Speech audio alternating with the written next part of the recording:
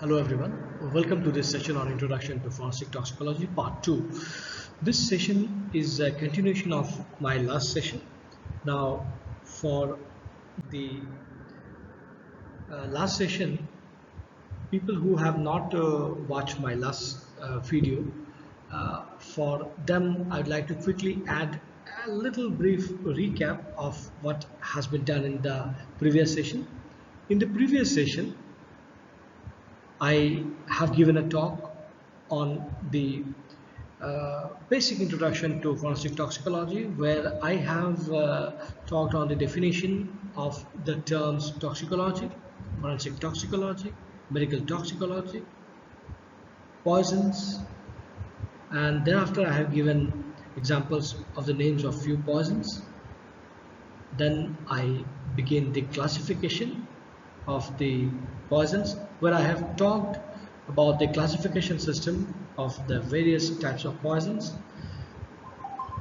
The classification of poisons are done on the basis of their properties or on the basis of the site or organ system where the poison acts. On the basis of the properties, poisons have been grouped broadly into two groups: the corrosives and the irritants. Corrosives have been further subdivided into acids and alkalis, and the acids are further subdivided into inorganic and organic acids. Examples of inorganic acids are hydrochloric acid, nitric acid, sulfuric acid, and examples of the organic acids are carbonic acid, oxalic acid, acetic acid, formic acid. And examples of the alkalis are sodium hydroxide, potassium hydroxide, ammonium carbonate, etc. And on the other hand, the irritants have been grouped broadly into inorganic and organic irritants. Inorganic irritants are subdivided into three groups: the non-metallic irritants, the metallic irritants, and the metallic salts. Examples of non-metallic irritants are chlorine, iodine, bromine, phosphorus, etc. And examples of metallic irritants are arsenic, mercury, lead, copper, etc. And examples of the metallic salts are zinc chloride, ferric chloride, mercury chloride, etc.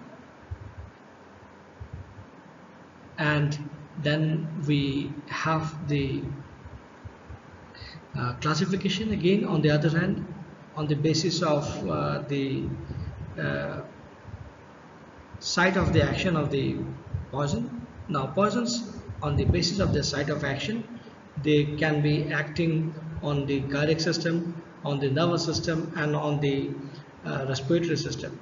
In the previous session I had talked about the types of poisonous substances which can act on the cardiac system as well as on the nervous system.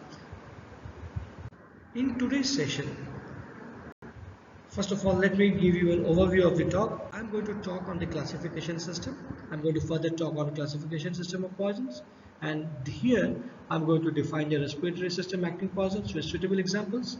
Thereafter I will define the agricultural poisons and give suitable examples of agricultural poisons, and then I will define miscellaneous poisons with suitable examples. Respiratory system acting poisons, the first topic for today's session. The term respiratory system acting poisons are referring to those substances which act on the airway and the lungs, and those which act on the cellular respiration, on the cells.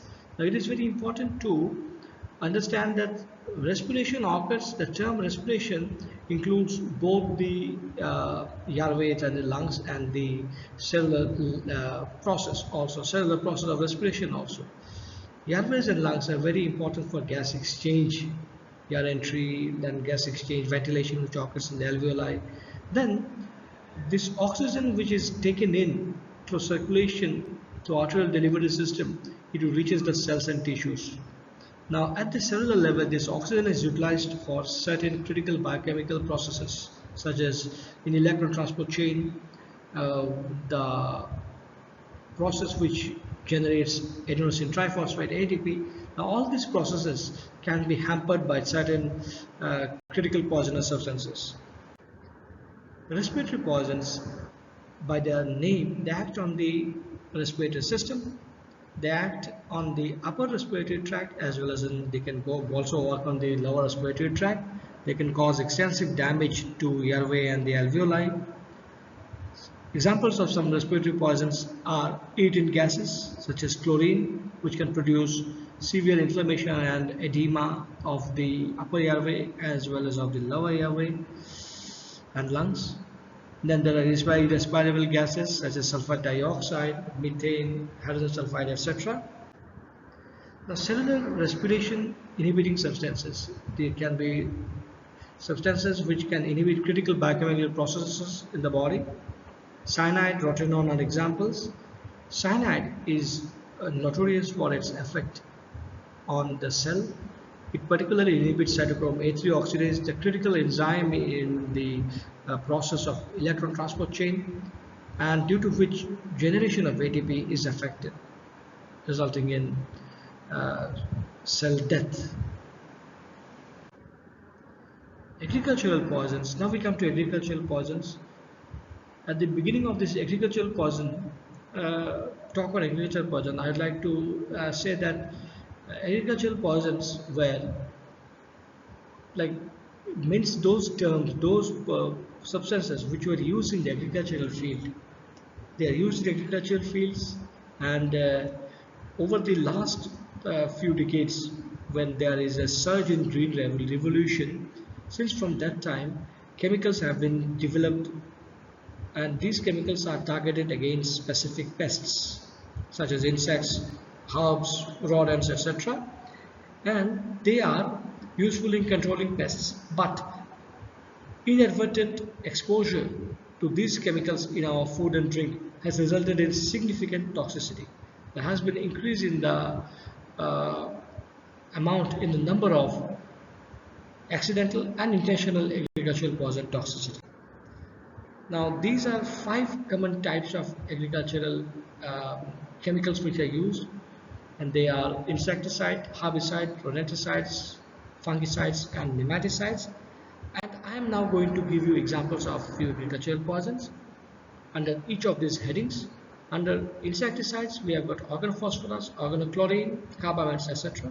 Under herbicides we have got diquat, paraquat and methane arsenate. Under rodenticides we have got anticoagulants and zinc phosphide. Then examples of fungicide are propioconazole and tricyclazole, then mancozeb, etc. Then under nematicides we have got the aldicarb and 1,3-dichlorpropane, which are example of nematicides.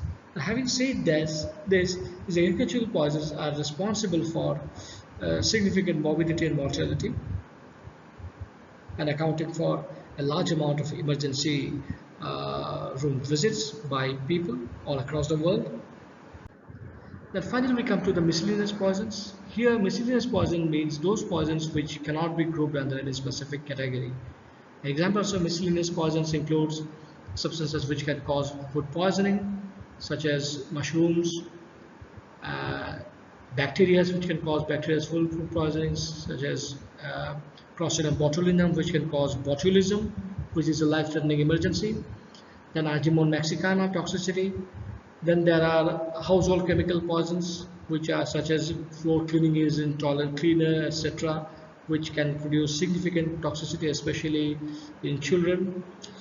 And there are medications, drugs, which when taken beyond their therapeutic level, they can produce significant overdose and toxicity. Examples of such substances are beta blockers, calcium channel blockers, then anticoagulant. These substances can produce significant toxicity and even death. Now at the end we have come to the take-home message for this session. Respiratory system acting poisons act on the airway and lungs, and they can also act at the cellular level, producing inhibition of cellular respiration, which critically affects biochemical reactions in the body. Agricultural poisons are used in the field of agriculture, and important examples of agricultural poisons are insecticides, herbicides, rodenticides, fungicides and nematicides. Then we have got miscellaneous poison, which is a term used for various substances such as pharmaceutical drugs slash medications, and as well as food poisoning causing substances or poisons which can cause food poisoning. Now we come to the recap to the next session. In the next session, I'm going to talk on the poisons administration and exposure. What are the different routes by which a poison can be administered, and what is the influence of the route. I'm also going to talk on the influence of each route on the process of absorption.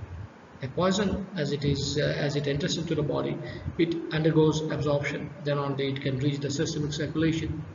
Now I am going to talk about how the route of exposure or administration influences the process of poison absorption in the body. Having said that, I would like to wind up this talk, and I'm going to catch up with you in the next session, in the next video. Having said that, thank you all. If there are any questions, you can please give your comments. I'd like you to subscribe to our channel. Thank you.